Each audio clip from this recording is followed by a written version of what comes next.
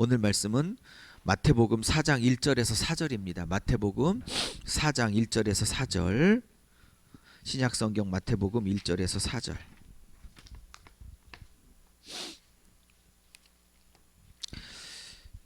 자, 같이 한번 선포하겠습니다. 시작. 그때에 예수께서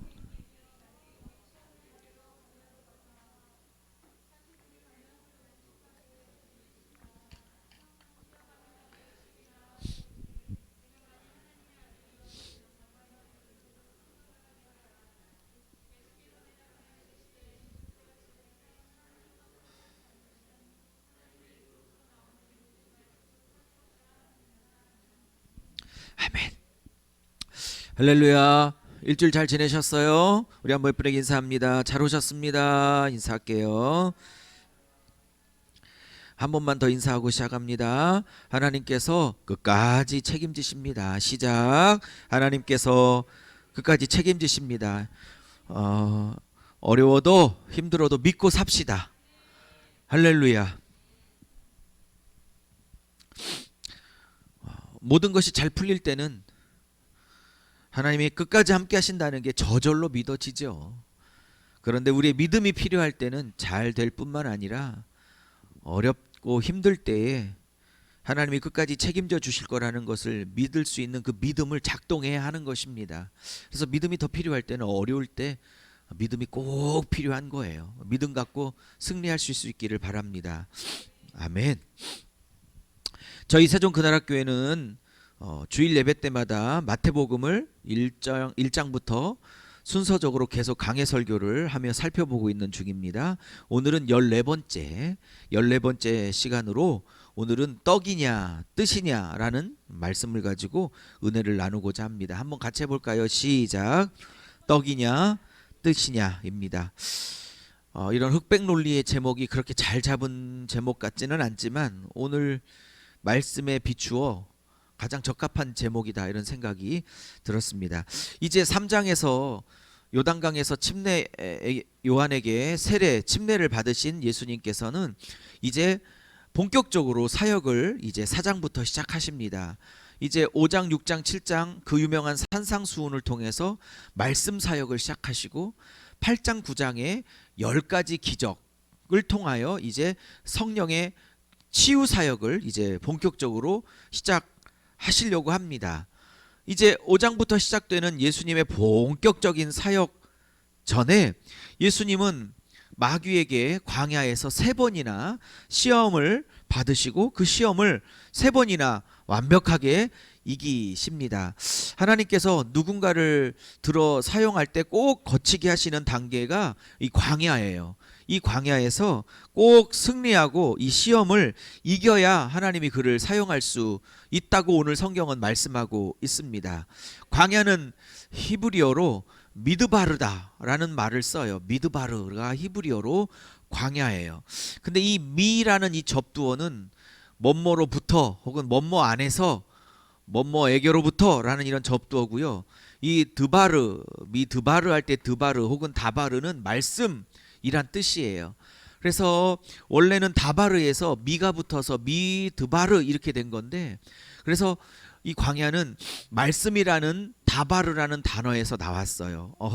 그러면 하나님께서 우리에게 광야를 허락하시는 이유는 그 미드바르 광야의 자리에서 다바르 하나님의 말씀을 깨달으라고 허락하신 자리라는 사실을 알 수 있어요. 그 광야에서 시험을 꼭 통과해야 합니다.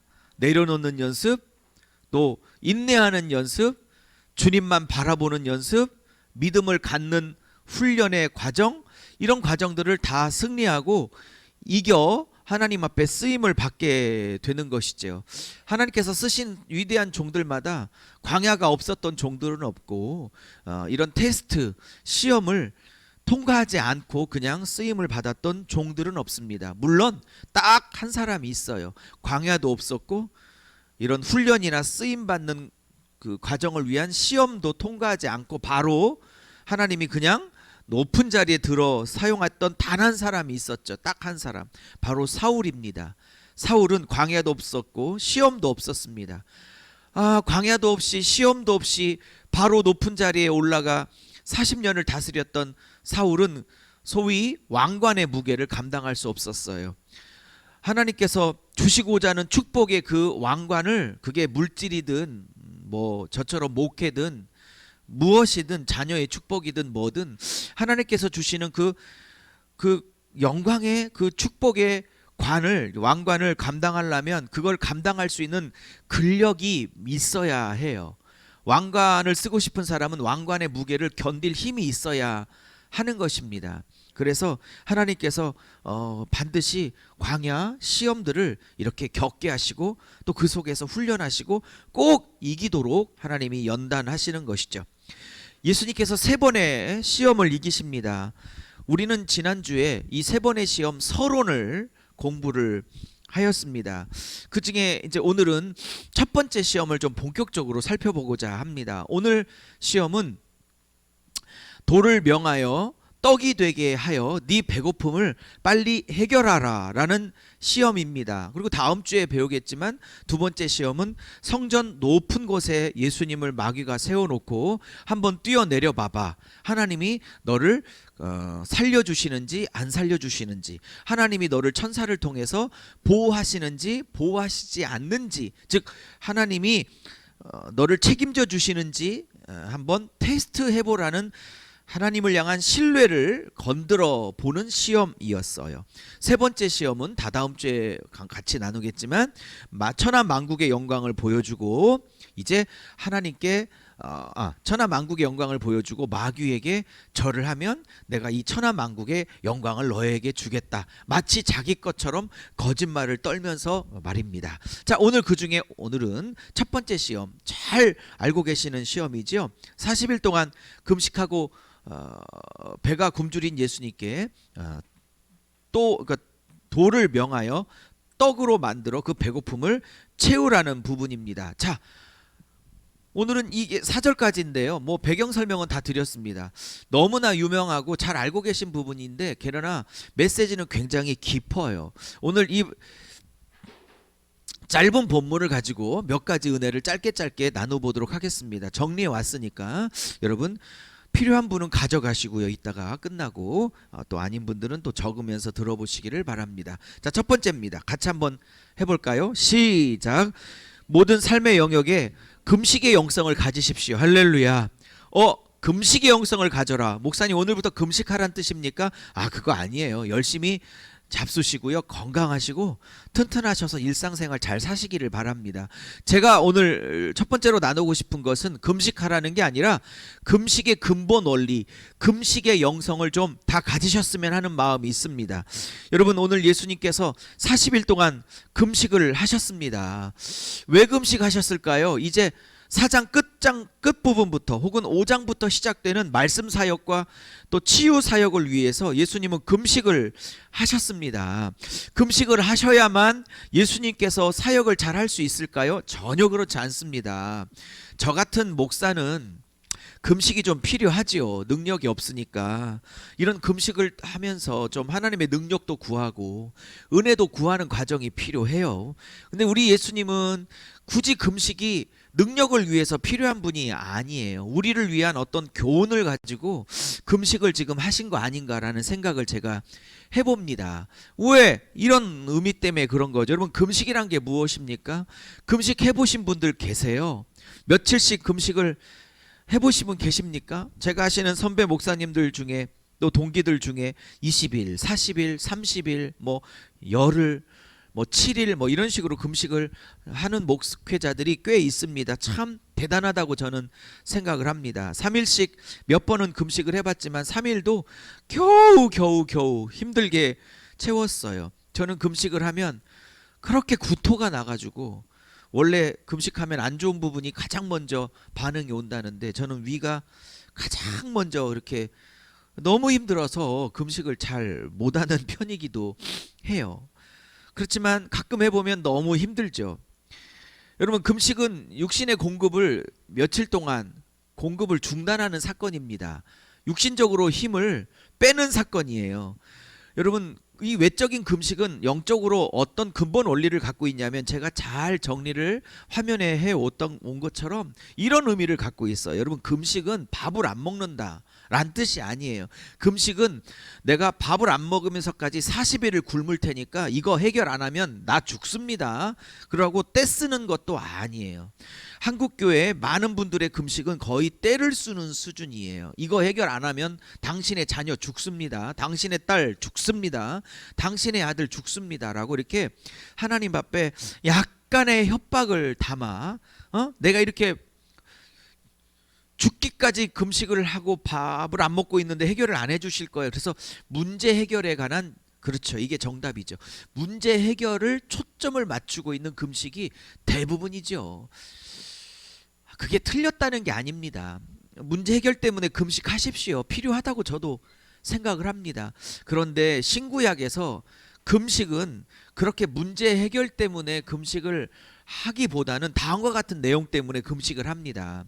그게 물질의 문제든 자녀의 문제든 자신의 건강이든 암이 걸렸든 또 승진의 문제가 걸렸든 자녀의 대학의 입학이나 또 결혼의 문제든 어떤 긴급한 문제 앞에서 해결을 위해서 금식을 하는 것 저 인정합니다. 그런데 그 때를 써서 하나님 앞에 뭔가를 받아내야겠다라는 의미로는 하지 마십시오. 문제 앞에서 금식을 하되 이런 마음으로 하셔야 돼요. 제가 정리를 잘 해왔습니다. 금식은 뭐냐? 이 문제를 해결함에 있어서 하나님, 내 육신의 힘으로는, 내 힘으로는, 내 가진 힘으로는 도저히 이 문제를 해결할 수 없습니다. 내 힘으로 살아갈 수 있는 자가 아닙니다. 내 육신의 힘으로는 이 문제, 이 급한 문제, 그리고 내 인생, 내 자녀, 내 앞날, 그리고 우리 가정, 사업, 내 힘으로 할 수 있는 게 아무것도 없습니다. 그래서 그게 3일이 됐든 열흘이 됐든 40일이 됐든 단기간 동안에 육신의 힘을 공급받는 밥을 끊어줌으로 내 안에 육신의 힘이 점점 사라지는 과정을 통해, 그게 문제 앞에서의 금식이든 아니면 건강 앞에서의 금식이든 사업 앞에서의 금식이든 그 모든 것 앞에서 이 문제는, 이 삶은, 이 어려움 앞에 내 힘으로는 할 수 있는 게 아무것도 없습니다를 고백하려고 금식을 하는 거지, 나 굶어 죽을 것까지 이렇게 금식하니까 해결 안 하면 나 가만 안 있어요 라는 의미로 금식을 하는 게 아니란 뜻입니다. 그래서 여러분이 예를 들어 자녀가 어려움이 있어서 자녀의 어려움 앞에 금식을 한다면 이거 해결 안 하면 나 죽어요가 아니라, 이 자녀의 어려움에 부모가 되면서도 요만큼도 하나님 해결할 힘이 내가 없습니다. 그러니 하나님이 해결하십시오. 내 힘으로 살 수 있는 존재가 아닙니다. 물질의 문제 앞에서 여러분이 금식을 한다면 주님 해결 안 하면 나 죽어요가 아니라, 하나님 이 물질의 문제 앞에서 나의 힘으로는 할 수 있는 게 아무것도 없습니다. 주님이 하셔야 합니다. 그런 의미로 밥을 계속 먹는다는 건 육신의 힘이 계속 공급된다는 뜻이고, 밥을 며칠간 기간을 정해서 안 먹는다는 건 육신의 힘을 점점 뺀다는 의미를 갖고 있잖아요. 그래서 예수님이 40일 동안 금식을 하신 이유는 앞으로 4장 마지막 부분에서부터 5장부터 시작될 말씀 사역과 치유 사역에 앞서서 40일 동안 예수님의 육신의 힘을 40일 동안 뺀다는 건 어떤 의미를 갖고 있냐면, 하나님의 아들인 예수님마저도 앞으로의 사역을 요만큼도 내 힘으로 할 수 없어요. 오직 하나님의 힘으로 할 수 있습니다. 하나님이 안 도와주시면 나는 할 수 없습니다. 오늘 설교하기 전에도 저는 금식의 영성을 가지고 오늘 이 강대상을 올라왔어야 하는 거죠. 앞에 찬양 인도하시는 분들도 마찬가지고, 또 사업에 출근하셔서 내일 또 사업장의 문을 열어야 하는 분들도 문고리를 여시며 비밀번호 키를 누르시며 문을 열 때에 이 고백을 가장 먼저 하고 들어가셔야 하는 거죠. 여러분, 오늘 첫 번째 주제는 다 얘기를 했습니다. 금식하시란 뜻이 아니라 모든 일상의 삶 속에서 금식의 자세를 가지시라, 이런 뜻입니다. 금식의 영성을 가지시라, 이것입니다. 예수님이 앞으로 십자가를 지셔야 되는데 주님은 그 사역 초기에 이런 결심을 하신 거예요. 한 3년 반 후에 십자가에 달려 돌아가시려고 이 땅에 오신 건데 그걸 내 힘으로 할 수 없습니다. 그러니 사업체 가지신 분들, 문을 열고 들어가기 전에 꼭 고백하세요. 이 금식의 영성을 오늘도 내 힘으로 할 수 없습니다. 또 아이들을 만나 가르쳐야 되는 수업하시는 직업을 갖고 계신 분들 계시지요? 고백하세요. 내 힘으로 할 수 없습니다.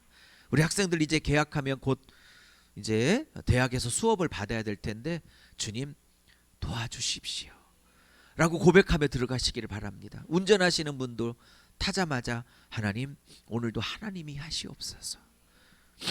그렇게 하신다면, 금식의 영성을 가지고 모든 인생을 사신다면 하나님이 하실 줄로 저는 확신합니다.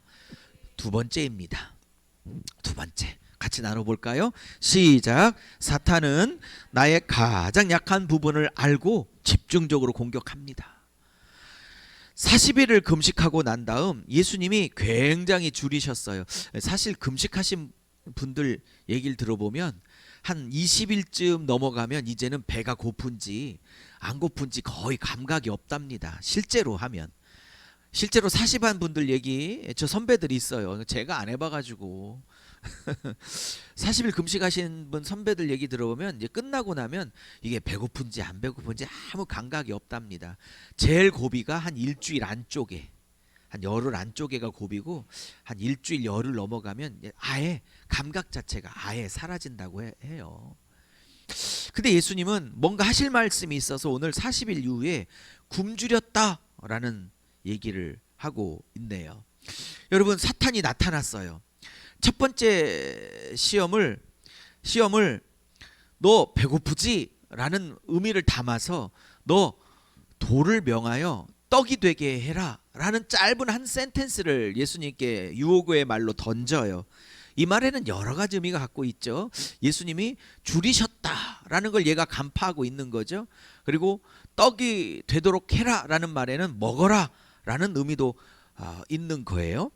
자, 근데 많은 설교집이나 주석서들 보면 이거를 단순하게 그냥 육신의 시험, 뭐 육체의 정욕을 이길 수 있는 시험 이렇게 단순하게 풀어가요. 육체의 정욕을 이겨라는 둥, 밥을 먹을 수 있는, 밥을 먹고 싶은 육신의 어떤 욕구, 소욕을 이겨라는 둥.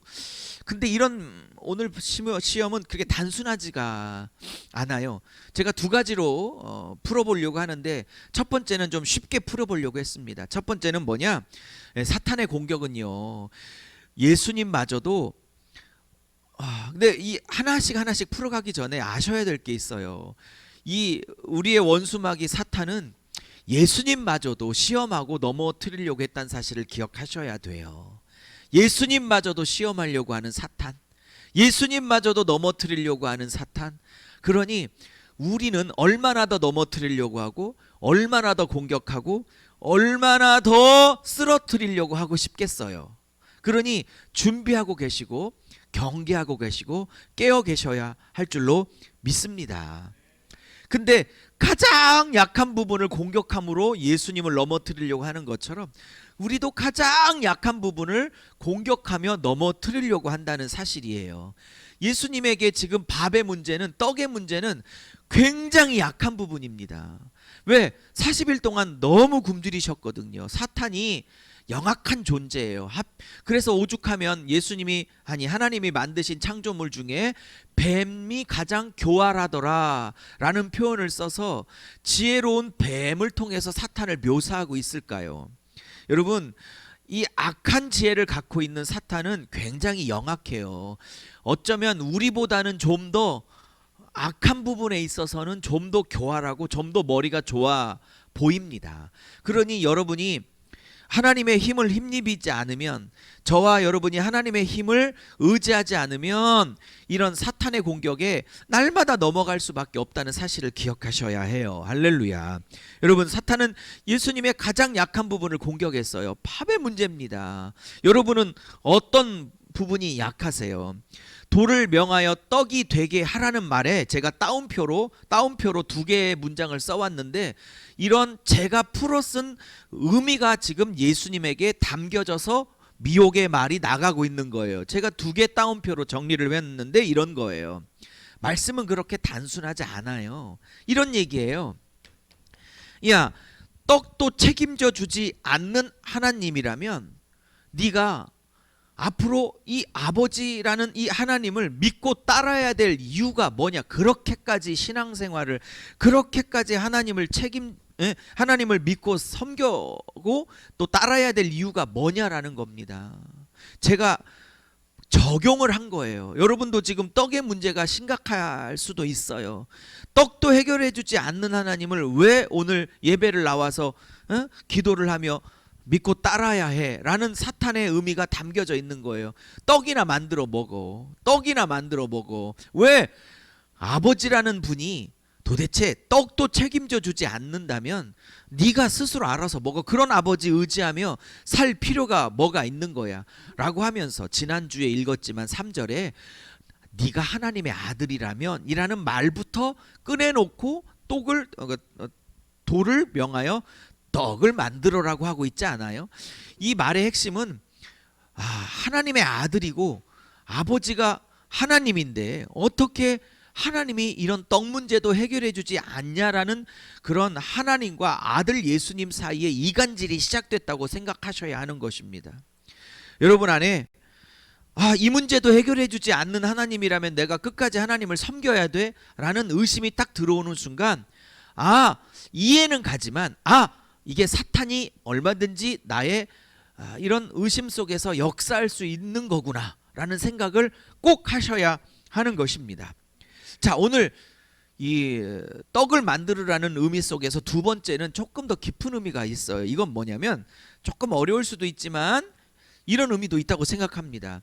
하나님이 예수님에게 주신 능력을 하나님의 뜻, 즉 십자가 지셔서 여러분과 저를 구원하는 구속사역에 하나님의 능력을 사용하지 않고 너의 당장의 배고픔을 위해서, 너의 뜻을 위해서 하나님이 주신 능력을, 인생을, 달란트를 허비하며 너를 위해서 써라 라는 의미를 담아서 말하고 있는 겁니다. 오늘 이게 굉장히 중요한 이해거리예요. 여러분, 예수님이 이 땅에 오신 것은 자신의 배를 채우려고 이 땅에 오신 게 아니에요.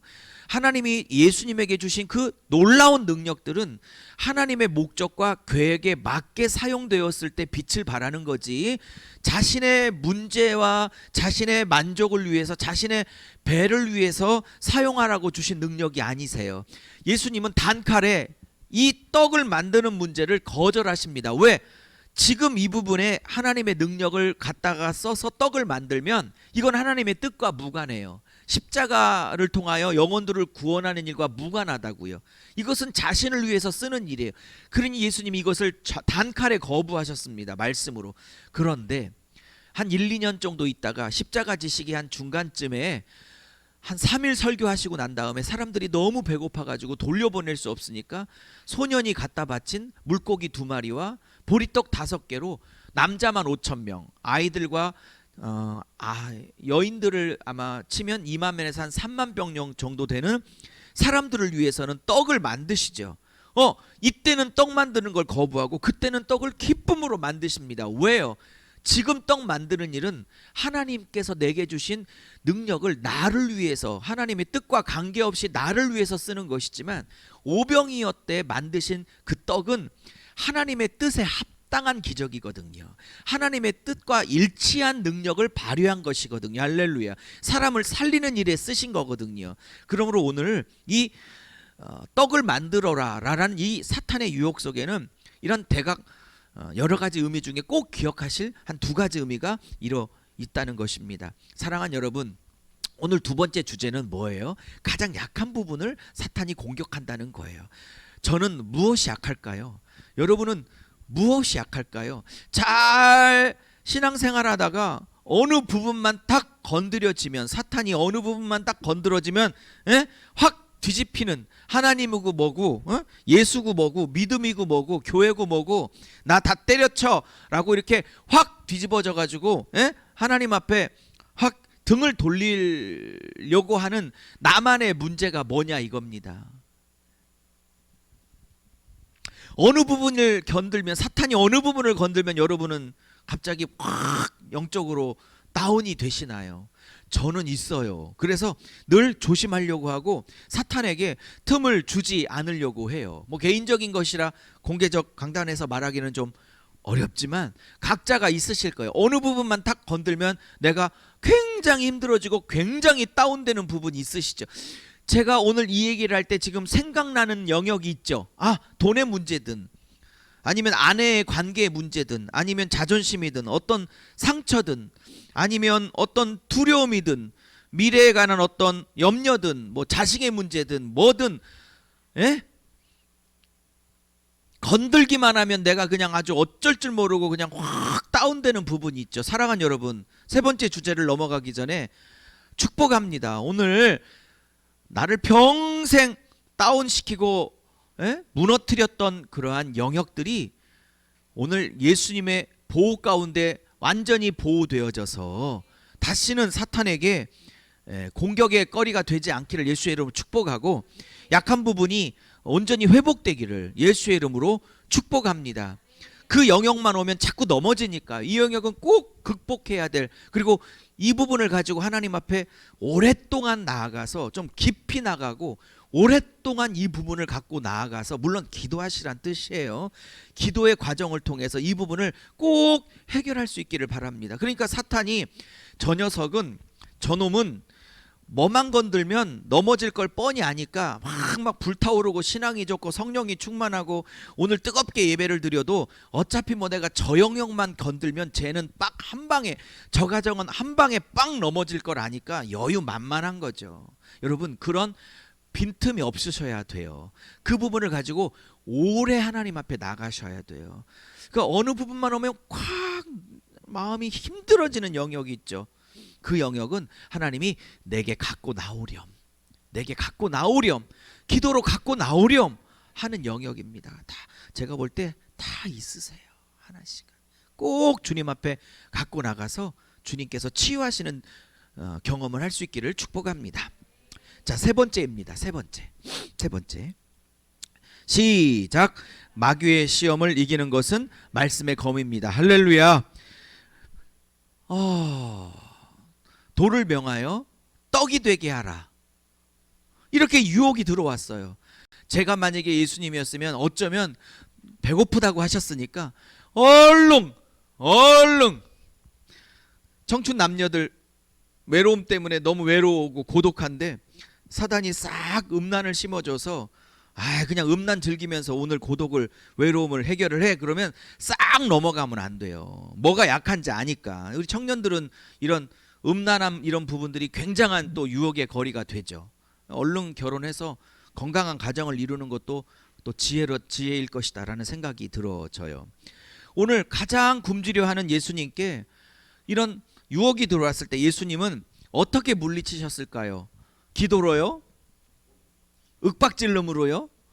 아니요. 오늘 예수님이 이 마귀의 시험을 이겼던 세 가지를 다 살펴보면, 한 주 한 주 살펴보겠지만 전부 다 말씀이에요. 두 번이 신명기 말씀이고 한 번이 시편의 말씀이에요. 예수님은 구약을 가지고, 신구약 성경을 가지고 하나씩 세 번의 시험을 다 말씀으로 이기셨어요. 여러분, 능력으로 이긴 게 아니에요. 윽박질러 이긴 게 아니에요. 맞서 싸운 게 아니고요. 그냥 말씀으로 선포해서 말씀의 검으로 사탄의 혓바닥을 잘라버리셨다는 거예요. 오늘 첫 번째 시험에 예수님께서 인용하셔서 딱 물리치셨던 구약 성경은 신명기 8장 3절이에요. 한번 같이 읽어봐요. 졸리니까 한번 읽어봐요. 시작.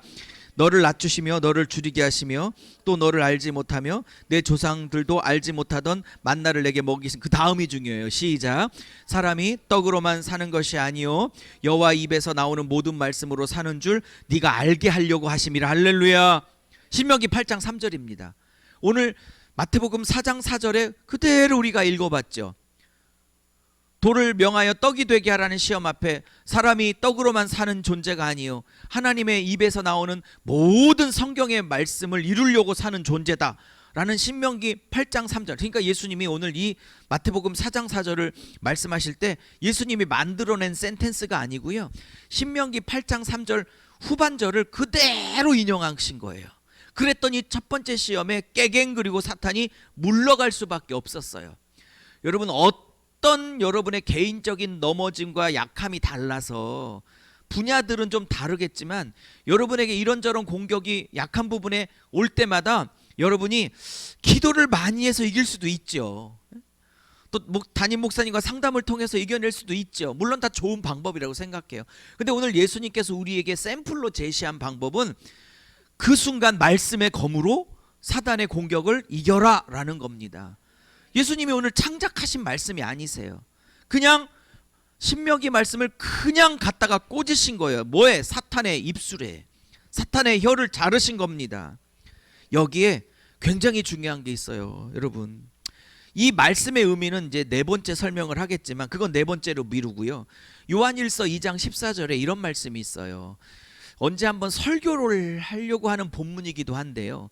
2장 14절에 가면 사도 요한이 에베소 교회 성도들에게 편지를 아마 쓴 것으로 추정이 되는데 그 편지에다가 이런 말을 썼어요. 야, 신앙에는 세 가지 종류의 신앙이 있어. 3단계의 신앙이 있어. 영적인 아기 단계, 영적인 청년 단계, 영적인 아비 단계가 있어. 그래갖고 지금 제가 빨간색으로 했지만 아이를 제일 먼저 쓰고 그 다음에 청년을 제일 뒤로 쓰고 가운데다가 아비 단계를 썼죠. 왜냐하면 이게 좀 순서가 바뀐 것 같지만 히브리 사람들에게 가장 중요한 걸 가운데다가 쓰는 습관이 있기 때문에 가장 핵심적인 아비, 영적인 아비 단계, 가장 자라야 되는 마지막 단계 아비, 제일 중요한 건 가운데다가 배치시킨 히브리 사람들의 문학적 구조예요. 이건 이제 목사님들에게 가리키는 내용인데, 그래서 아비가 가운데 탁 들어가 있는 거예요. 순서가 의도적으로 바뀌어 있는 거예요. 우리 헬라식 사고와는 다른 히브리식 사고가 그런 거예요. 어쨌든 그건 다음에 얘기하도록 하고요. 청년의 단계를 이렇게 얘기해요. 빨간색으로 해가 밑줄을 쳐왔는데 이렇게 얘기해요. 청년들아, 내가 너희에게 쓴 것은 너희가 강해서, 자, 강하기를 바란대요. 그러면 영적 청년 단계는 영적인 강함이 있는 단계예요. 이 영적 강함은 소리를 지른다는 뜻이 아니에요. 뭐가 영적으로 강한 청년 단계냐? 하나님의 말씀이 마음에 가득한 단계가 영적 청년 단계랍니다. 그래서 왜 말씀이 너희 안에 가득해야만 하냐면 이렇게 말해요. 너희가 흉악한 자를 이기었기 때문에 영적 청년이랍니다. 여기 알 수 있는 게 있어요. 영적인 아기, 유아 단계에서 벗어나며 내가 청년이다, 영적으로 하나님 보시기에 그 눈에는 내가 청년쯤 되는구나 라고 알 수 있으면, 여러분이 어떤 마음에 사탄의 공격이 오거나 넘어지 오거나 유혹이 오거나 공격이 왔을 때에 여러분이 그 공격에 대한 그 종류의 시험에 관한 말씀이 딱 생각이 나서 그 말씀으로 오늘 예수님처럼 말씀의 검으로 그 생각과 감정을 향해 도전해오는 생각과 감정을 칠 수 있는 단계, 말씀의 검으로 그 생각과 감정을 이렇게 방어할 수 있는 단계, 절제할 수 있는 단계, 공격 거꾸로 반격할 수 있는 단계가 되면 영적 청년이다 라고 말하고 있는 것입니다. 하나님의 말씀이 너희 안에 거하여 그 말씀이 흉악한 자를 이기었음이라. 할렐루야. 물질에 관한 염려가 올 때 딱 마음에서 생각이 나서 빡 말씀을 선포할 수 있으면 영적 청년 단계죠. 자녀에 대한 걱정이 너무 심각하게 밀려와서 그날 저녁 밤이 의외로 너무 힘들 때 그날 밤에 자녀를 향해서 주시는 말씀을 선포할 수 있으면 여러분 영적 청년 단계이지요. 여러분, 이제 네 번째 마지막으로 넘어가기 전에 한 번만 더 강조합니다. 예수님마저도 말씀으로 이기셨다. 그러면 예수님이 신명기 8장 3절을 평소에 읽었었을까요? 전혀 몰랐는데 기적적으로 신비한 방법으로 생각이 나셨을까요? 당연히 읽으셨다고 저는 생각하고 알고 계셨기 때문에 떠올르셨을 거라고 생각이 들어집니다. 여러분, 성령께서 기적적인 방법으로 모르고 있는 성경 구절을 생각나게 하실 수도 있겠죠. 그러나 그건 아주 특별한 인생의 한두 번이고요. 대부분 정상적이고 일상적인 방법은 내가 읽고 알고 한번 기억하고 있는, 뭐 토시까지 암송을 못할지라도 내가 한 번 정도는 읽어봤던, 기억을 하고 있는 말씀을 통해서 나에게 성령의 검을 들려주실 가능성이 굉장히 많아요. 금년에 성경 한번 일독씩 할 수 있기를 권합니다. 오늘은 그래서 생각해 보세요. 하나님이 어떤 공격과 유혹을 받을 때 어떤 말씀을 쓰고 싶은데 아니 말씀을 알고 있는 폭이 너무 제한적이면 하나님이 어느 말씀을 갖다가 쓰고 싶을 때 제한을 받지 않겠습니까? 물론 그 안에서도 할 수 있겠지만 여러분이 성경을 많이 알고 있다면 하나님이 그 말씀을 가지고 역사하실 수 있다고 저는 확신하는 것입니다. 요즘은요, 내가 눈으로 안 읽어도 얼마나 세상이 좋아진지 유튜브에 성경 읽어주기, 성경 읽기 치면 그냥 한 열 몇 개가 쫙 떠요. 성우별로. 또 요즘은 또 사람들이 또 그것마저도 읽기 싫어하니까 하나님 쪽은 남자가, 또 여자 여인이 주인공이 나오면 여자 목소리가 성우로 나오고, 또 막 천둥 번개가 치는 뭐 신의 산에서 하나님 임재한다 그러면 막 또 이게 음향 효과를 놔줘갖고 우르릉 쾅쾅쾅쾅 이렇게 또 막 하고요. 또 마귀 음성은 또 이렇게 간드러지게 하고, 오죽 안 읽으면 그렇게 다양하게 성우가 몇 사람이 동원돼서 나오는 드라마 성경 읽기, 그래요. 이게 제일 좋아. 가장 생동감이 있어, 읽어보면. 그래서 드라마 성경 읽기 이런 거 틀어만 놓으면 저절로 읽어줘요. 이거 눈으로 안 봐도. 그러니까 일하면서 틀어놓고, 뭐 설거지 하시며 틀어놓고, 그렇죠? 예, 뭐 음식 만들면서 좀 틀어놓으시고, 계속 틀어놓으면 그냥 내가 눈으로 안 읽어도 저절로 읽게 됩니다. 말씀을 강조하는 우리 교회 성도들이 그래도 1년에 한 번씩은 좀 성경을 좀, 아니 평생에 한 번은 성경을 꼭 읽었으면 하는 마음이 있습니다. 아멘 합시다. 좀 틀어놔요. 그러면 말씀은 힘이 있고 살아있어 움직이는 말씀이라, 이 말씀은 진리고 말씀이 예수님이고 말씀이 생명이기 때문에 늘 생명을 듣고 있으면 생명 아닌 것들이 나를 잡으려고 할 때 생명의 말씀이 거꾸로 생명이 아닌 것들을 몰아내게 되어져 있어요. 저는 그래서 그냥 늘 틀어놓으려고 애를 써요. 책을 쓰다가도 뭘 하다가도 말씀을 계속 틀어놓죠. 잘 때도요, 이렇게 말씀을 틀어놓고 잘 때도 많이 있어요. 약하게 해놓고. 네 번째입니다. 네 번째, 마지막입니다. 오늘의 결론입니다. 이 결론은 이미 다 풀어가면서 설명을 했기 때문에 정리하고자만 합니다. 자, 네 번째입니다. 시작. 신자는 떡이 필요하지만 떡만을 위해 사는 존재가 아니란 사실 아셔야 돼요. 할렐루야. 신자는 떡이 필요하지만 예수 믿는 성도는 떡만을 위해서 아둥바둥 살라고 부르신 존재가 아니란 거 마지막으로 말씀을 드리고 싶어요. 근데 오늘 참 신명기 8장 3절이나 마태복음 4장 4절이나 이런 말씀을 하세요. 예수님도 그렇고 신명기 모세를 통해서 하나님도 그렇고 사람이 떡만으로는 사는 존재가 아니래요. 그 말은 어떤 의미를 갖고 있어요? 하나님도 예수님도 뭐를 인정하세요? 너희들이 육신을 갖고 있기에 너희들은 떡이 필요한 존재라는 걸 1000% 하나님이 인정하신다는 사실이에요. 그러니 떡 문제도 해결해 주실 줄로 저는 믿는 것입니다. 여기서 떡은 단순히 밥을 말하는 게 아니에요.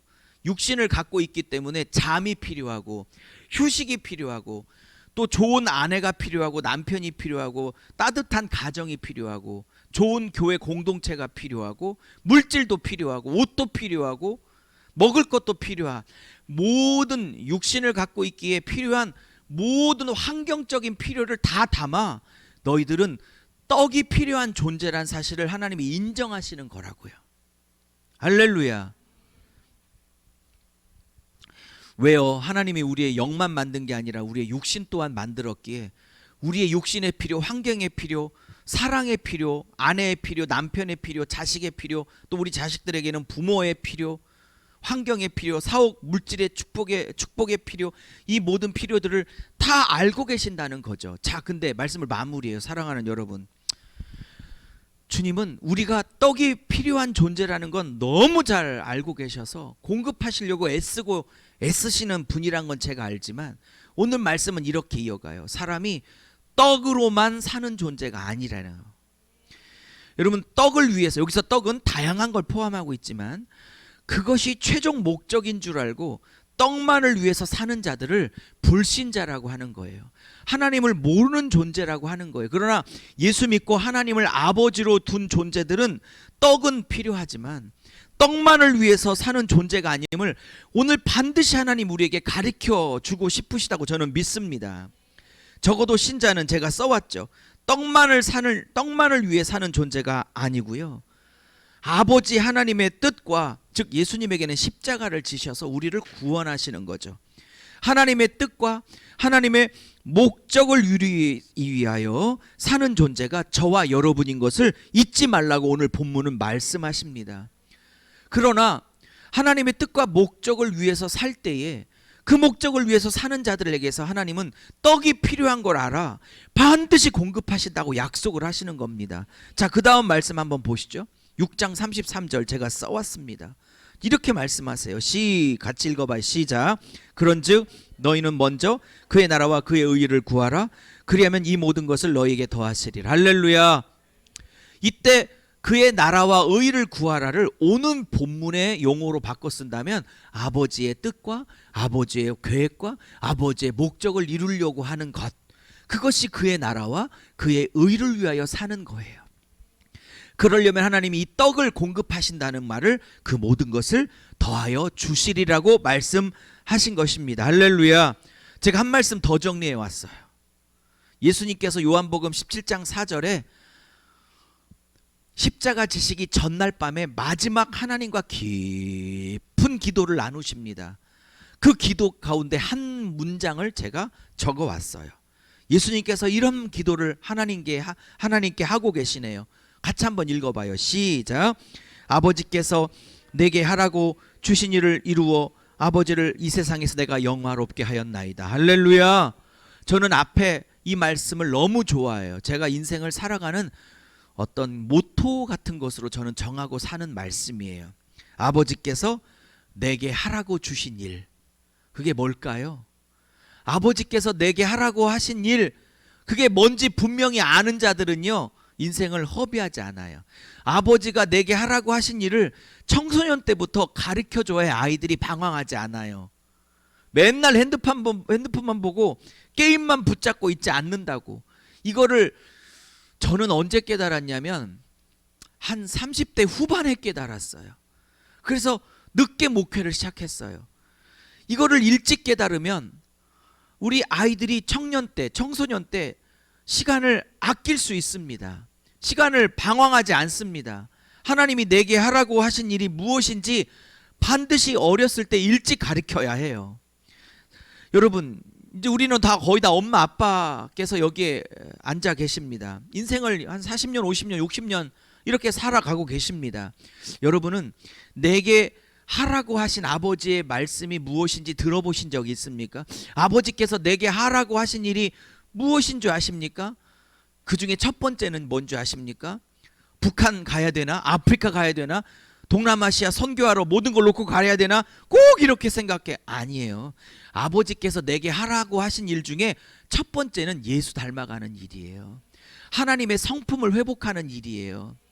그리고 내 자녀에게 너가 얼마나 귀한 존재고 하나님이 너를 통해서 얼마나 멋진 일을 하고 계신지를 가르치는 일이 내게 하라고 하신 일이에요.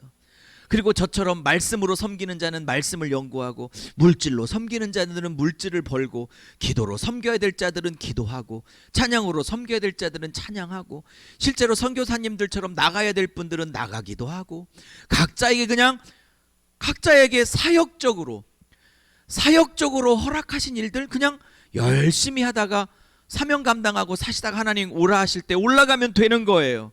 그게 내게 하라고 하시는 일이에요. 근데 아직 사역적인 측면은 발견을 못했다 할지라도 우리 내면적인 측면은 확실해요. 그거는 예수 닮아가는 것이고 하나님의 성품을 회복하는 것이에요. 말씀을 마무리합니다. 여러분, 우리 떡이 필요하지만 떡만을 위해서 아둥바둥 살지는 맙시다. 열심히 일주일 떡을 위해서 사세요. 그 살아가는 순간순간 그 떡 문제마저도 내 힘으로 할 수 없다는 금식의 영성으로. 신기하죠? 떡을 위해서 열심히 사는데 그게 금식의 영성으로 살아야 떡이 또 벌려지는 거예요.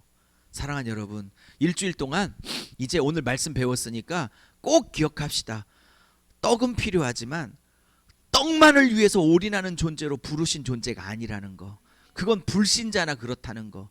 그리고 두 번째, 금식의 영성으로 자식의 문제든 내 미래든 저 같으면 목회든 사업이든 무엇이든 관계이든 무엇이든 내 힘으로 할 수 없다는 것 깨닫고 하나님이 하시라는 그 금식의 영성을 가지고 일주일을 또 다 승리했다가 다음 주에 뵐 수 있기를 예수의 이름으로 축복합니다. 기도하겠습니다.